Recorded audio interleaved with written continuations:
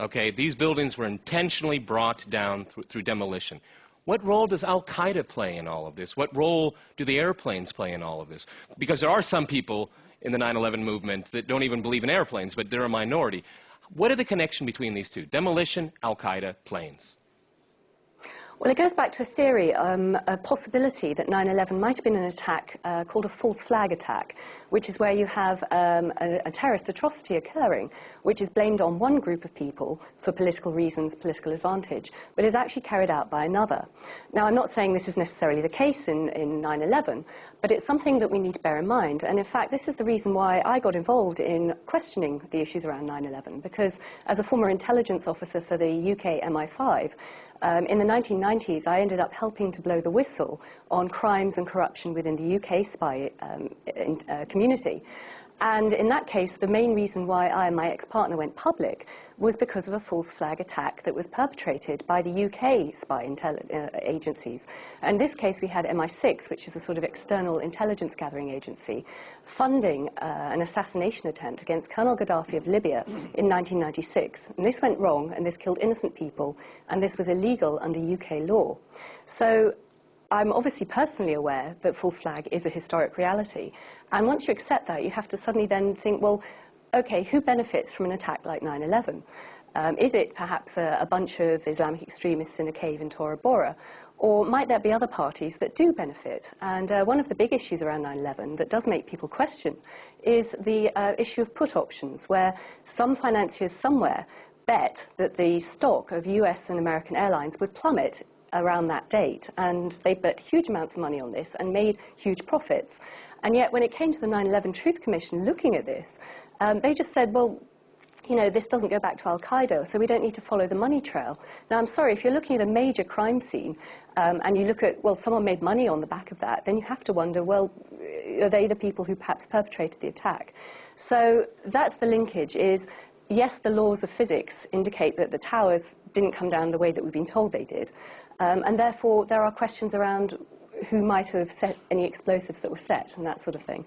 So we have to accept that false flag is a perfectly standard weapon in the arsenal of governments and intelligence agencies, and is used around the planet for all sorts of nefarious means. Okay, Ian, if we, so we have, in theory, one theory, is that Al-Qaeda is just a surrogate for the people that did this demolition? I mean, that's essentially what is being said here. That's... Yeah, well, I mean, the question is, not does Al-Qaeda exist or not? The question is, who controls Al-Qaeda and who controls any particular Al-Qaeda cell? So, for instance, the Palestinians are claiming that they caught the Israelis red-handed creating a false Al-Qaeda cell. Now, that may or may not be true, but, it's a legitimate question to ask. It can happen at any time. Cells can get taken over. A whole organisation can get taken over and run in the interests of somebody quite different. And we know that Al-Qaeda always was. It actually means the list, and it means, as Robin Cook, the British Foreign Secretary, very widely respected guy, he told us this in The Guardian shortly before he died of a heart attack. He said Al-Qaeda actually means the list held by the CIA of Arab terrorists when the CIA was backing the Arab terrorists in Afghanistan in the 1980s. So, it's not unreasonable to ask whether the CIA actually gave up on this list or not. At the same time, we see the CIA botching so many different operations, over the years, over the last few decades. I mean, I'm not so sure they got lucky. They got lucky. They got lucky with this one. I mean, I'm just trying to flesh this out right here. Okay. No, that's right. I think you've got a good point there. But the answer to that is you only hear about the operations when they fail. And the CIA guys themselves, if you listen to them carefully, they'll say, well, actually, we've had some fantastic operations which have succeeded. And to succeed fully, of course, nobody would know that they even existed as operations. And it's very hard to trust a spook. Sorry, Annie, but it's, that's how it is. All right. I'd like to ask all of you the same question. You see, they're flash. Can I just make another point? Go right ahead. Go ahead. Just before you go on. Yeah. They flatter journalists. The basic message is, we're stupid, you're clever. Now, you know, journalists love to hear that. They've got a lot of copy to write. They haven't got much time to do it in. They don't really have time to do any research nowadays. So, you know, somebody coming along saying, you know, you're really clever, we're really stupid, they just buy into that so easily. And it's, I don't think it's true. I think I've got a lot of respect for the CIA. I think they're very good at their job. Okay. I'd like to ask you all the same question here, and it's being kind of cynical.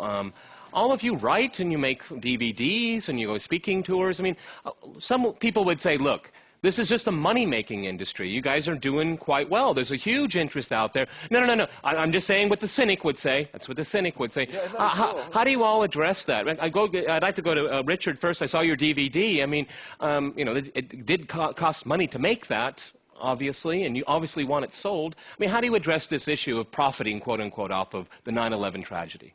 Richard first. Yeah, I can assure you there's no profit. We're usually in the red from month to month.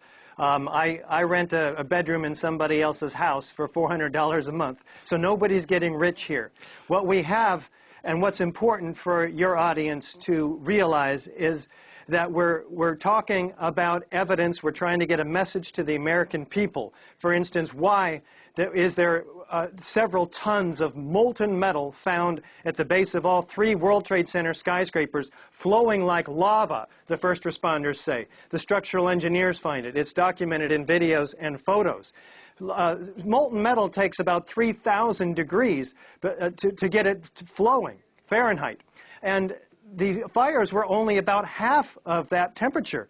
So, and jet fuel only burns about half of that temperature. So where did these temperatures come from to melt all of this metal? Well, it turns out to be molten iron.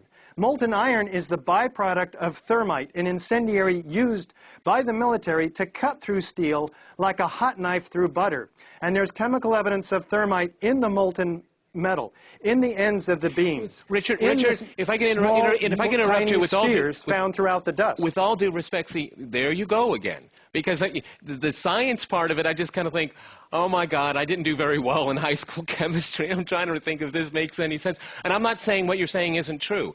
But my point is delivery, because I think that's where a lot of people start questioning the questioners, because this is kind of complicated stuff, okay? And that's why, you know, the political end of it. It's not that complicated. No, and I'm sure you would be a great teacher. I'm sure you'd be a great teacher, but I'm just trying to put myself in the average person's situation here. But I want to go back to my question about making. I want to go back to. No.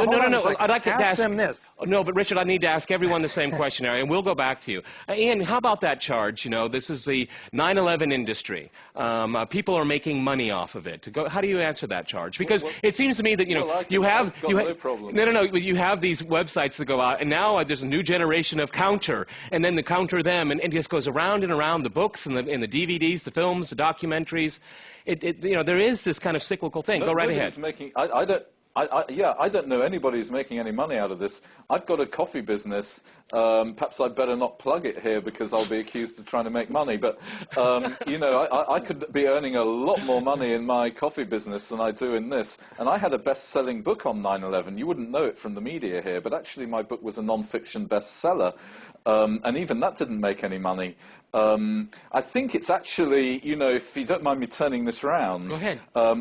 I can tell you one guy who did make an awful lot of money out of 9/11, and that's Kofor Black, the head of the CIA Counterintelligence Operations Department. He was the guy whose intelligence failings, so-called, allowed 9/11 to happen, and he's made an absolute shed load of money. He's a principal in the mercenary company Blackwater, which, has been the subject of huge scandal in Iraq with their no-bid contracts. So, once again, they call us conspiracy theorists. They're the conspiracy theorists. They call us trying to make money out of it. Actually, a lot of money was made out of 9/11, and it was made by individuals in the CIA who should have been sacked. It was made by the Vice President of the United States, Dick Cheney, who instituted torture as a weapon of war. It was made by the American media, who had huge viewing figures. You know, yeah, a lot of money is getting made, but it's certainly not by me, I promise you that. My books are open. Okay, Annie, it looks like, as usual, government officials, when they fail, they get rewarded for it. How do you address that issue? I mean, you know, you do write about this, you do talk about it. I mean, do you get that you know, you're just doing this for money, it's to become popular, of fame, things like that? I mean, you know, this industry just churns itself around because there's so many different opinions about it. People really enjoy it, too. I tend to think that people find it entertaining, actually. Well, I hope not, because, I mean, we're talking about a tragedy, not just for the people who lost their lives on 9/11, but also the millions in the Middle East who've suffered as a consequence in the fallout from 9/11. But I don't think anyone would go into this campaigning for a new inquiry and asking for the truth of the events because they enjoy the profile they get, because you just end up being vilified by the mainstream media. I'm afraid unfortunately, we've run out of time. I want to thank our guests today, Annie Michonne, Richard Gage, and Ian Henschel, and thanks to our viewers for watching us here at RT. See you next time, and remember, crosstalk rules.